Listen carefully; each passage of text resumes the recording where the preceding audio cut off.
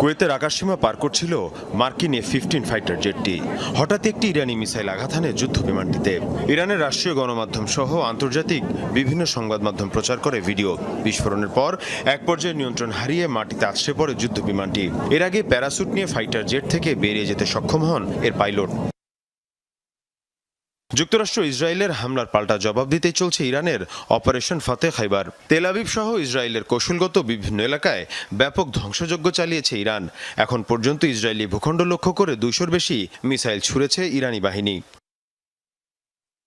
Haifa, Jerusalem সহ বিভিন্ন এলাকায় দেখা মিলছে এমন ধ্বংসযজ্ঞের। আন্তর্জাতিক বিভিন্ন গণমাধ্যম বলছে, ক্ষয়ক্ষতি আর প্রাণহানির তথ্য গোপনের চেষ্টা করছে নেতানিয়াহু প্রশাসন। তবে ইরান এখন পর্যন্ত সবচেয়ে বেশিবার হামলা চালিয়েছে সংযুক্ত আরব আমিরাতে।